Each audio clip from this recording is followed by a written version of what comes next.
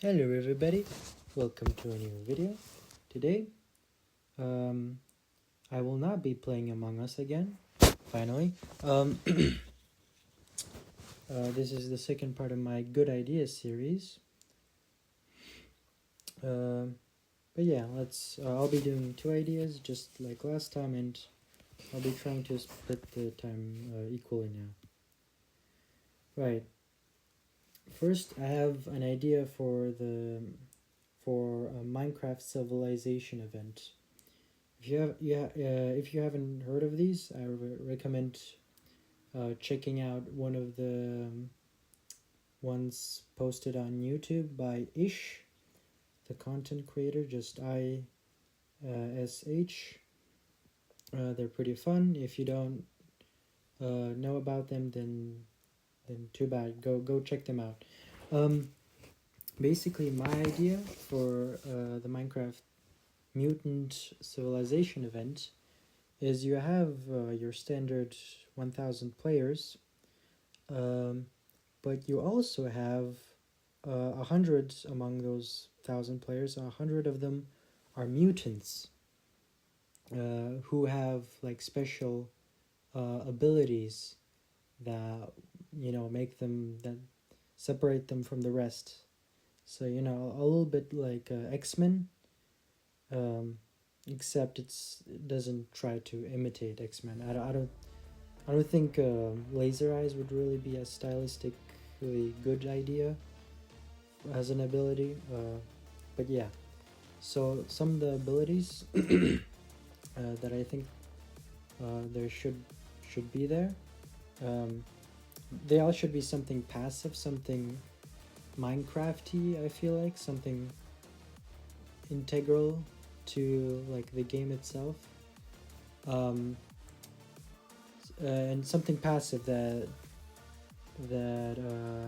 like you have to discover. You don't press a button to like shoot lasers or something, but it's something that you just passively helps you, such as fire resistance. Like all the potion effects, basically, all of them, just but like permanently, and you don't see that it's a potion effect. You don't get any particle effects or anything like that. You just find out that you have fire resistance after getting set on fire, um, or something like mimicking mobs. So like it would be funny if you explode after dying, but because the civilization event is on hardcore mode, um, you like you don't find out that you were a mutant the whole time until you're dead. So that would be funny, or something like if you fall to maybe 3 hearts, you automatically teleport to a random location within a certain radius. So that would be really cool, like an Enderman, except naturally it should probably have like a cooldown so that you don't become functionally immortal. Um, uh, and like other stuff, like from not just potion effects in from mobs, but also maybe like just passive armor. So like you constantly have iron armor level defense, but you can stack other armor on top of it, or you can have like enchantments on you, like thorns. But you don't need any armor for it. You just people just take damage when they hit you. Um, what was something else I had in mind? Um, oh yeah, or maybe like you just have better luck when fishing, or um, you just get better enchantments when enchanting things. Yeah, so those are just some of my ideas, but I think all 100s of them should all be unique. Like there's no repeating powers, which would be a shame if someone like incompetent wastes a really well thought out power and it doesn't repeat ever. But I think it would be worth it just for like everybody getting to to figure out what their individual power is on their own, and like figuring out that they're a mutant to begin with. And some follow-up ideas that I just want to quickly make is maybe you could instead of like a one-time thing where 1,000 players spawn in, and then some of them have powers, some don't.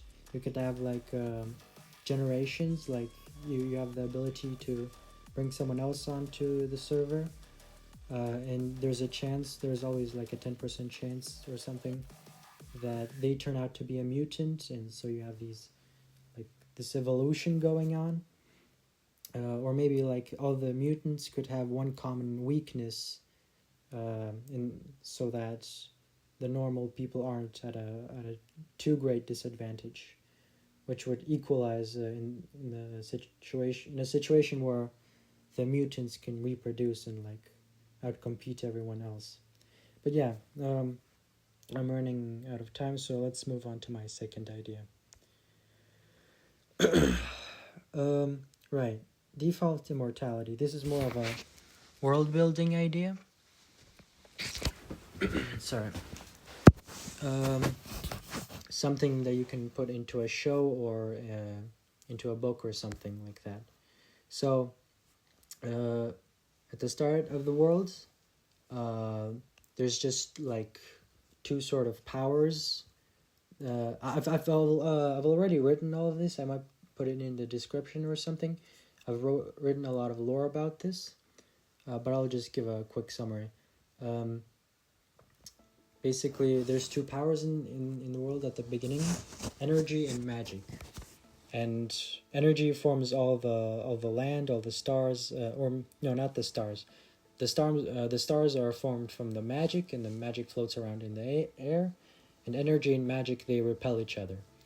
And from the energy, from the matter, from all of that normal stuff, the first beings form, the first living beings, and by default, they are immortal. Like, they don't need anything, they can change their shape at will, they can use as much strength as they wish, and death just isn't a concept to them. But even though they don't have any reason to live and they just formed randomly, there is some selection, because the weaker and like the ones that don't have any will, they get devoured by just moving on. They get devoured by the strong-willed ones, and so some of them decide that they want servants, someone to worship them. So they use magic, which comes from like the light from the stars. That's magic that was trapped in stars and released, and maybe there could be more magic in the air as you go higher up into the mountains or something. And they take that magic and they create beings with magic and infuse them with magic. And by making them out of magic, they're kind of limiting them in such a way, because they have souls, but those souls are their weakness. Like a hitbox in a video game. So in a video game, your character isn't really doesn't have the ability to be harmed by default, so they have a hitbox. And the soul is like a hitbox. They need to eat other souls, other beings with souls, like plants, and the plants gather the magic from light, and the animals eat the plants and each other for each other's souls to feed their own soul. And yeah, in the end, the original beings, they're like gods to these new life forms, and they spread propaganda that that death is a normal thing when it isn't. I need to quickly. Sorry about that. See ya.